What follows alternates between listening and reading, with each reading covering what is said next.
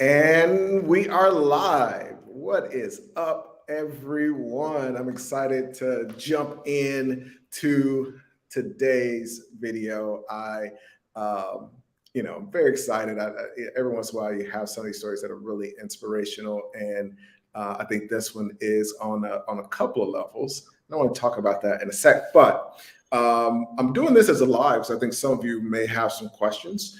So as you come in and join, I know I didn't put this ahead of time, but we're trying to figure out the time exactly. But as you come in, obviously always be sure to like, be sure to say hello, but most importantly, be sure to ask questions that you may have about this whole conglomerate and holding company strategy, because I think it's something that is just really, really powerful no matter where you are in your business process. The thing that I love, and I think Josh will attest to as well, is in the acquisition holding company program, we have the two very different types of people. And typically they're at these different extremes because this is where you get the most benefit.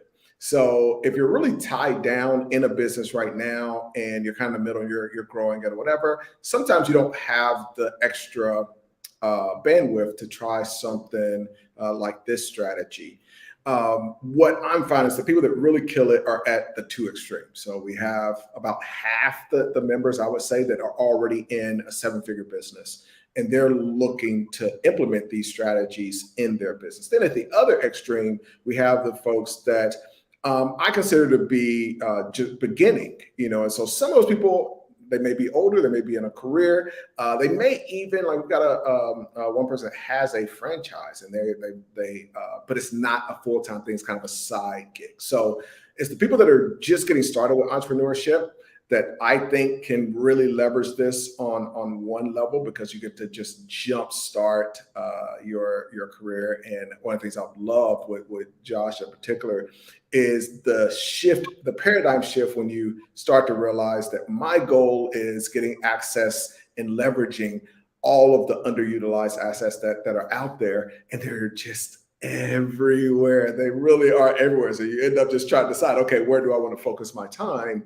And then obviously at the other extreme, you have the people that are in those businesses, and you've gotten to see with a couple of stories where it's like they just have multi-million-dollar things that are just like laying around that we come and get to help grow and improve. So I'm very excited to have the privilege of diving into this inspiring story from Josh. And we're going to go through kind of what are the hurdles. And I think a lot of the hurdles are surprising when it comes to this, because a lot of it is psychological. And it's a little bit of just number one, understand the strategies, but then there's just a psychological hurdle that you have to overcome in how you literally see the world. And it's been really cool to have some of those conversations, because it's like, man, I wish I was learning this stuff when I was your age, dude. So it's something that personally I love. And we'll talk about his first deal, which was just a remarkable accomplishment, which I think is going to lead to just some really. I'm excited about that deal as well. Before we get any further, and I'll let Josh introduce himself, I want to say Happy Father's Day to all the fathers out there. Hopefully you are enjoying your day. And I've got I'm very proud that I got a lot of members that are great fathers, taking care of their kids and all that. So before we jump in, Josh, I think it would be valuable for folks to share a little bit about your background and what made you decide to kind of go down this path. Yeah, absolutely. I want to start off by saying thank you for having me on. I've been a longtime follower, so it's awesome to finally be here. So yeah, hello everyone. My background: I was born and raised in South Florida, the Fort Lauderdale region, the two immigrant parents. Growing up, wouldn't say I was the entrepreneur that was selling candy and doing all of these things, but Fast forward to by the time I was in college, I realized the route that they were kind of placing me on or placing students on just didn't exactly fit with what I wanted in life. I wanted something bigger, wanted to be an entrepreneur, wanted to do my own thing. And that's how I stumbled into the world of real estate investing through wholesaling. So started with a firm after I was unsuccessful in trying to do my own deal, learned a lot from them, and then kind of jumped ship and did my own thing. So I ran a wholesaling firm for a number of years. But it got to a point where it was a lot of, I guess, on a hamster wheel, and felt like there had to be something bigger and better. And so when I looked at kind of the top people within that field, I realized they were running, multi seven figure businesses, and that's amazing. But I figured I had to be in the top 1% to make that happen. So in determining what I wanted to do for the rest of my life, I told myself there has to be a bigger game. And that's when I stumbled across kind of private equity and then the world of alternative investments and funds, and realized the top players there are they're fighting over billions of dollars. And I said, hey, if I'm going to do this for the rest of my life and I'm in the bottom 50%, well, I'm still a multimillionaire. So that's kind of what brought me here today. Exactly. I think some people feel like there's honor in working hard.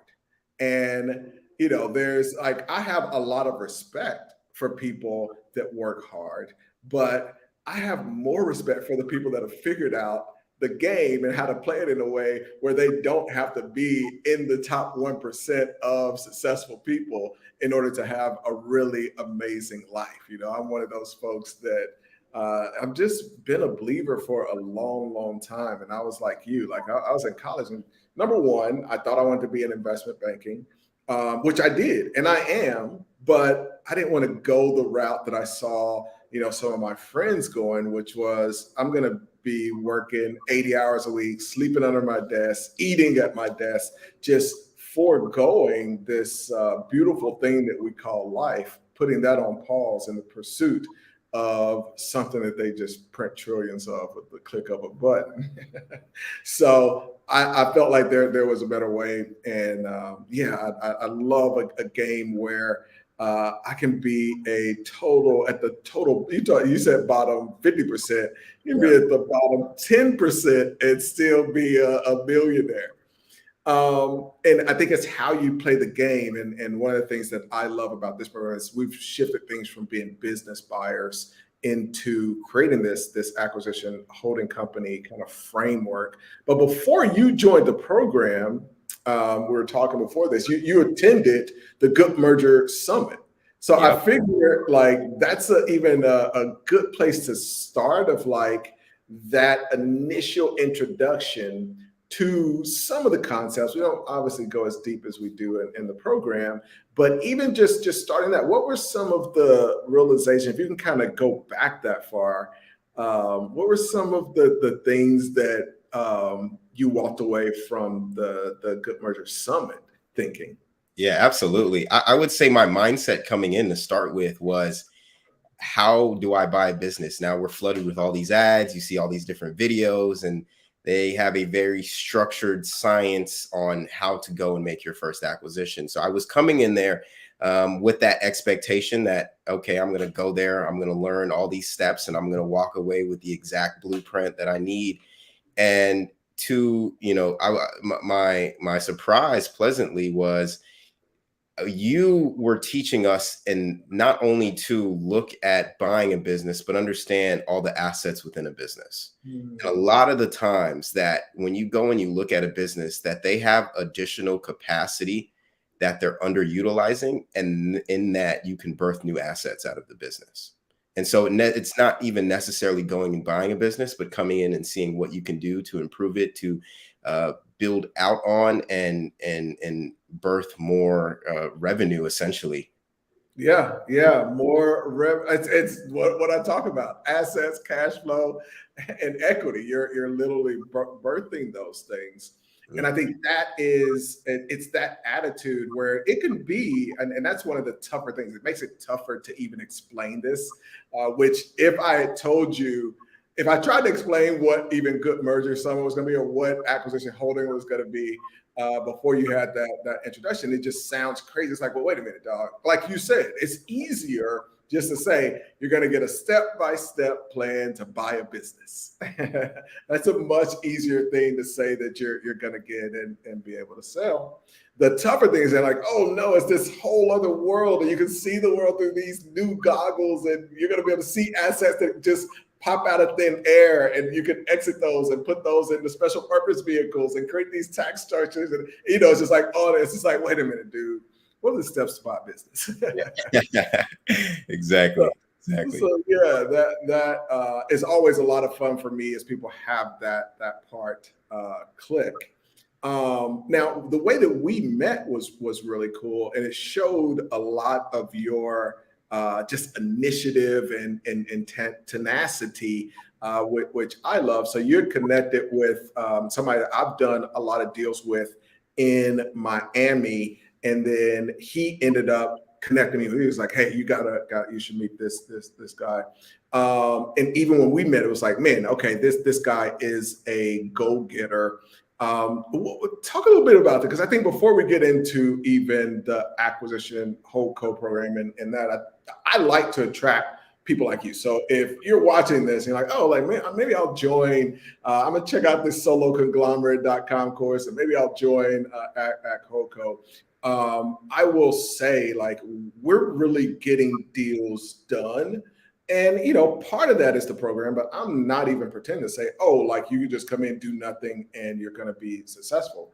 And it is a high percentage. So we're on our 11th deal out of 23 people, about 4 or 5 months in. And part of that is having the framework, but the other part is having the initiative and the tenacity. So where would you say that comes from for you? Yeah, I would say it's just one, having big dreams. I've always been someone that's really ambitious and not going to let my circumstances, my background ever deny me. Was always somebody that felt like if another individual can go and do it, then there's no reason why I can't. And I've just kind of always had that mindset. So as far as kind of the world of kind of micro PE and stumbling across you, it even going back even a little further than that, when I left wholesaling and wanting to find that bigger game, that's when I stumbled, across the world of syndication, knowing absolutely nothing at all.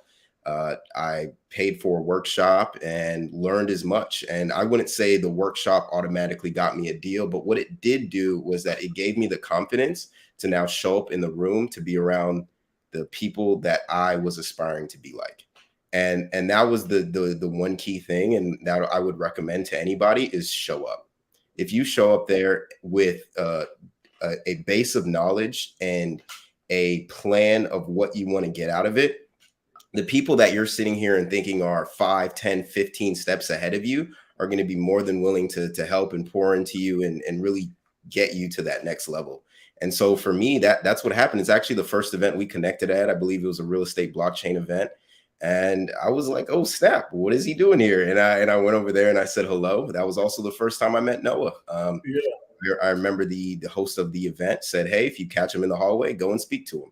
So that's exactly what I did. I found him in the hallway and I spoke to him. But what I didn't know at the time, what I was so green, but what I learned from the workshop that gave me the confidence to even go up there and say my little spiel was enough to where it warranted another conversation. And then over time, we've essentially built a relationship. And that's kind of what led to us connecting, was in those conversations and me wanting to find that bigger game. And he was like, hey, I know Ace. Yeah. We are, yeah. Yeah. So you and he were connecting in Miami. We met that one time, and then I left, and you did an amazing job of staying in touch with him.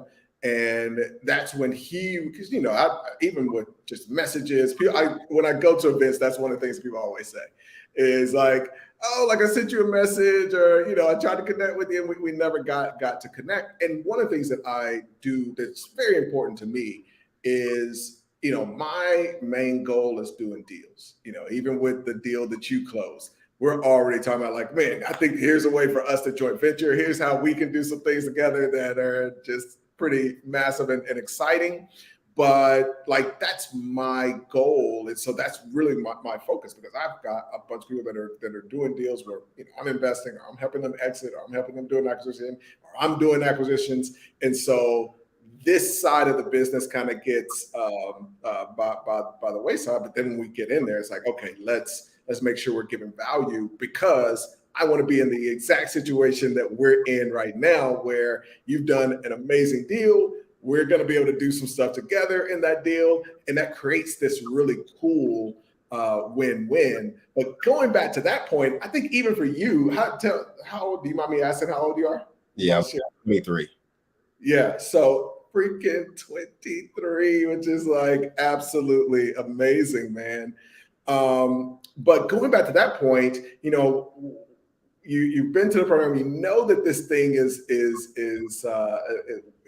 there and it exists. But I think for a lot of people, when you think about building an acquisition holdco, it's just this foreign concept. And so it's like, okay, am I really going to be able to execute on this? And so just talk about, like, if you can go back to making that decision to join like the official program, which is a large investment. It's, you know, and it's serious. Like, it's like, hey, we're about to get to work. We're really going to do deals. This is not Yeah. sit back and watch some videos. Yeah. So what was that decision like? Yeah, I mean, for me, it was pretty simple. I am a big believer in trying to find the shortcuts to success, and that lies in going to people that are where you want to be and know all the mistakes and the paths that you should avoid, and can just help streamline you. And so for me, it was just a no-brainer to join the program. I will say the speed at which it moves, if that's a right way to place it, is much different than other courses where it's kind of at your own pace. You watch videos, you may take action, you may not. Like, no, there's a big accountability, not only amongst the members, but even with you, and just how intimate that the group is. You can't help but want to take action, because if you don't, you're going to be left feeling like, you know what, maybe this isn't for me. Yeah. That's probably one of the things that does happen is you're either going to take action, or you're going to like kind of fall back and just not even come to the calls. Because when you hear people, you know, like we've got the one lady in the group that's like, she's on the third, fourth, she's actually on her fourth deal right now. Crazy. It's like, you know, when you're hearing that, it's like, okay, just like what you're saying, it's one thing to say, okay, I see where this person is and what they've accomplished that's like at this point. And you know, for me, I've been doing it for 20 years. So a lot of this stuff is kind of just second nature, literally. So it's one thing to say, oh, I can get to that point. It's another thing to be at the start line and you see these other folks, and it's like, okay, you're at this place. You see somebody else is like this right here. You're like, wait a minute, what? Like, I want to do that. And so it's this. It's not a race, but I think it is at least motivating. Number one, it gives you the reality that this is possible, but most importantly, it's like you're getting a I call it kind of a framework, but you're getting to see the framework in action. So let's get to this deal. I don't want to share, I guess, everything, and I want to keep as much privacy around the deal as you like. But why don't you explain? Because I really love the uniqueness. I think when we talk about understanding the value of assets and understanding the unique underutilized assets that may be out there, I think a lot of people are focused on certain types of businesses. If an influencer like Cody Sanchez comes out and says, hey, you should be doing washateer, or you should be doing a boring business, and so that becomes the hottest thing.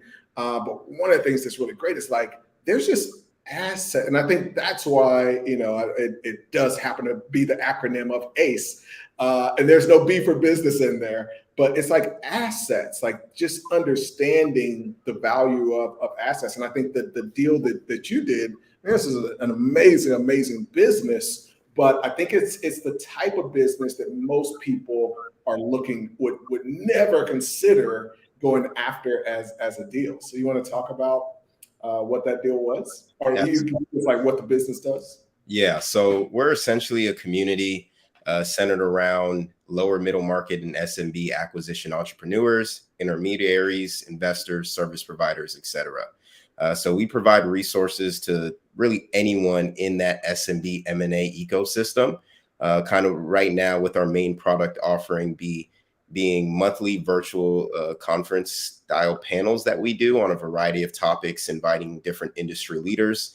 And so we'll have this online platform very similar to Zoom, where you'll come, join, listen to the panel, be able to engage with the experts and panelists, and then being able to go out into breakout rooms and network with like-minded individuals. Yeah. And it's essentially association. So I think a lot of people would consider, okay, well, that's a course, but it's not a course. It's an association with people that are in that space, and it's high level is the really cool thing. So you've got people that are building search funds, but then you have the other people that are components of that, which goes beyond even just the acquisition. It's all of the people that have to work with funds and, you know, the attorneys and all those things. And so how long has it been around? I actually don't even know. 3 years. Okay. Yeah. So starting at the height of the pandemic. Yeah. And so, and it's got over 1,000 members in it already. So you got this thing that like just has a tremendous amount of potential. And I think the thing that I love is, you know, the deal got bigger and bigger. You know, at first it started out with one type of deal that we walked through. It's like, okay, here's how we can structure it and that kind of thing. And now it's grown into a bigger deal with the overall association. And so as we were kind of, I want to talk at a high level for things that might work for or help just the general person. So, you know, as we were talking through different ways to structure this deal, and you were kind of doing this negotiation with them, talk about maybe the difference between your mindset before, as you were thinking about, okay, well, this is the type of business I'm ready. Here's how I'm going to structure a deal, versus like the change to how you see that deal now, if that makes sense. Are you saying like what my mindset would have been prior to the program? Yeah, okay. Yeah, exactly. Like if I were looking at this before the program, this is how I would have seen it. Yeah. Now after the program, it's like, oh no, like this is, you know, kind of in general how I would see a deal like this. Definitely. To put it very bluntly, if prior to the program, I probably would have just passed over it. And the reason being was when I was initially having conversations with my partner, he mentioned these exact words to me, in that it's a little too big to just ignore, but it's a little too small to pour everything into.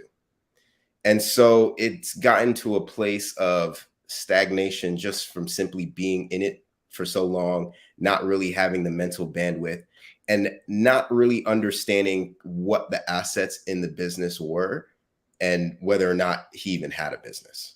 So before even understanding of extracting assets out of a business after joining the program, simply because of that, I would have felt like there was no systems there. There was no processes. It wasn't making enough money. I'm coming in and it just not enough to make it worthy to chase after. Yeah. And the thing that I thought, like as soon as you started talking about it, it was cool to start to have those conversations that were completely around, here's the exact 3 steps we're going to use to take advantage of this aspect of the business. Here's what we're going to do this other thing. And, you know, here's how you can structure this so that it is a win-win with the founder of the business and with you. And it's been cool to see just, man, how that's flourished.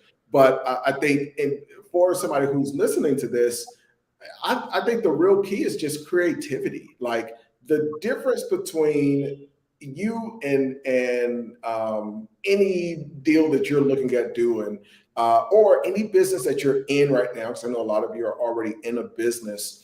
The main difference between you being $100,000 business and $1 million business, or $1 million business and a $10 million business, is understanding the kind of creative models for how to extract the value, and that's what we spend a lot of time doing. I mean, one of my favorite story from this, besides yours, is from this group is Ephraim's, where he's got this this asset that was sitting there for years and years that we've turned into literally a $10 million asset that was just sitting there. And it's those frameworks that change everything. And you can go and do that in other business, but as you're doing deals, you should be doing that as well.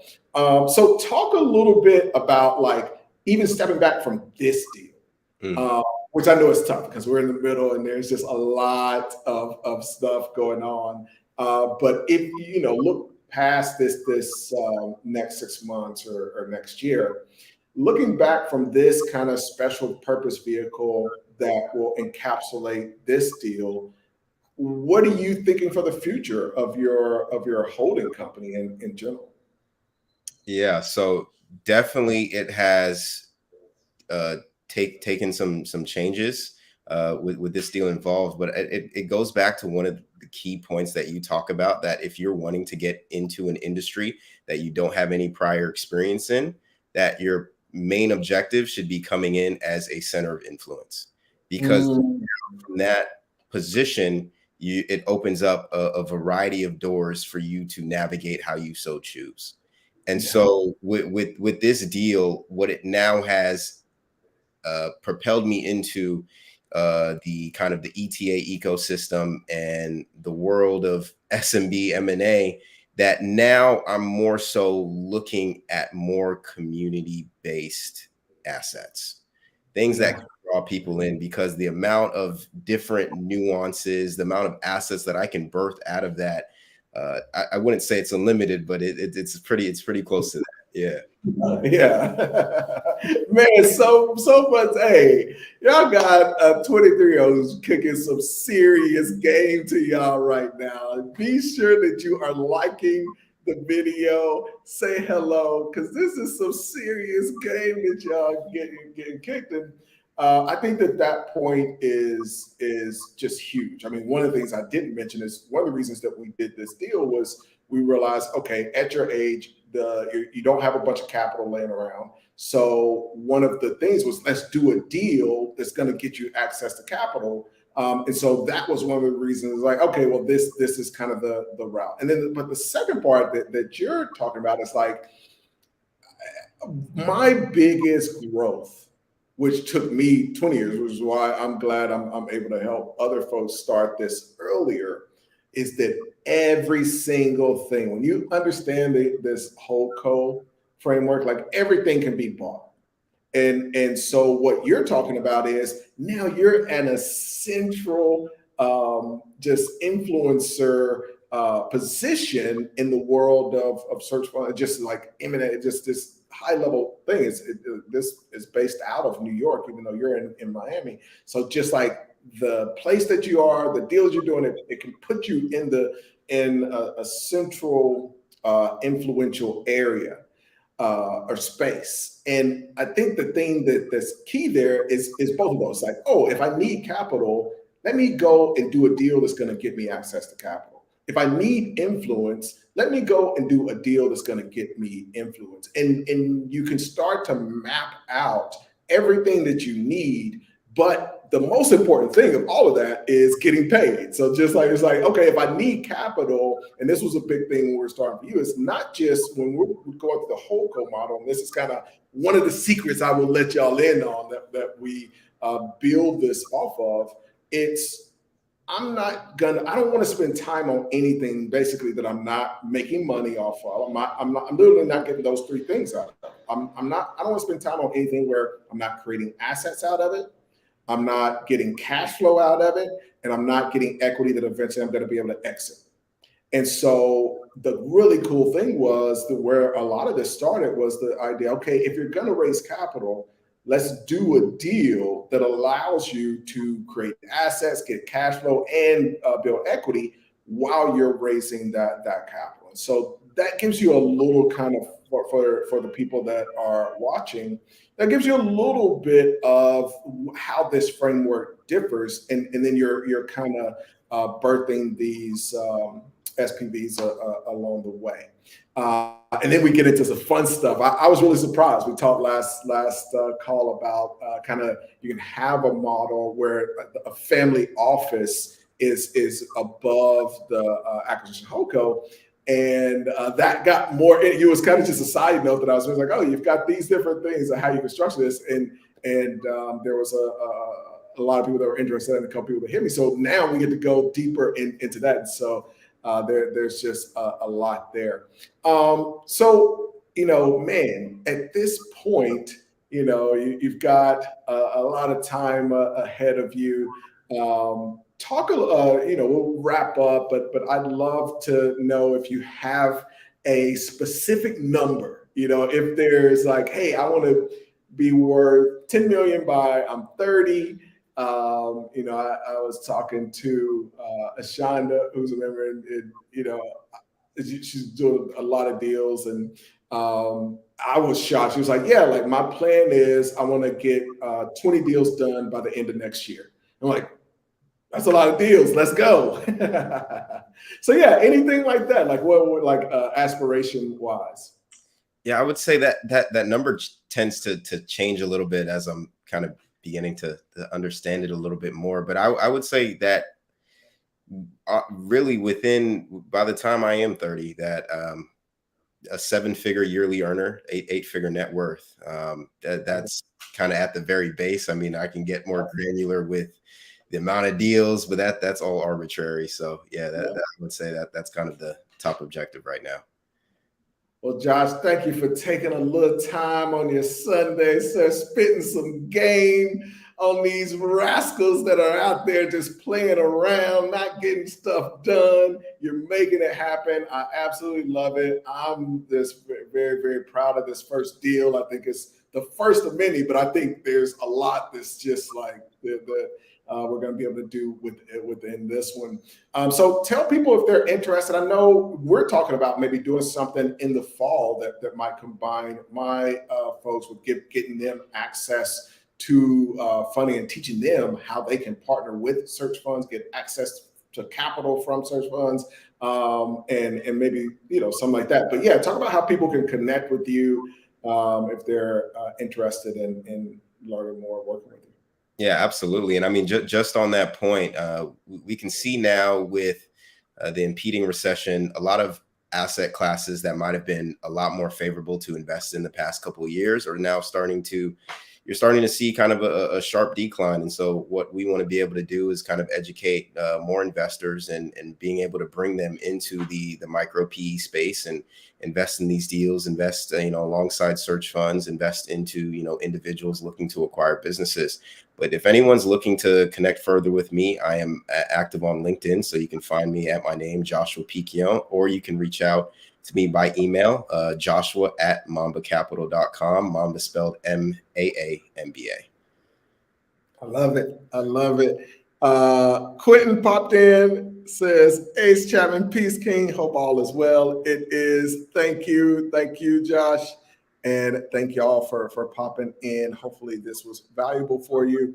I do have a free course on some of these strategies. You can get that at soloconglomerate.com. It's a 6-day masterclass. The reviews have been absolutely amazing, which has been really cool. We poured just a lot of time and thoughtfulness in that, and just everything that I'm doing now is based on moving you forward. And so each day of that process, you're getting assignments that you've got to get done, and those assignments move you forward. As Josh knows, like, hey, we're trying to get stuff done over here. We're not trying to sit around and watch videos that make us feel good, like we're getting something done.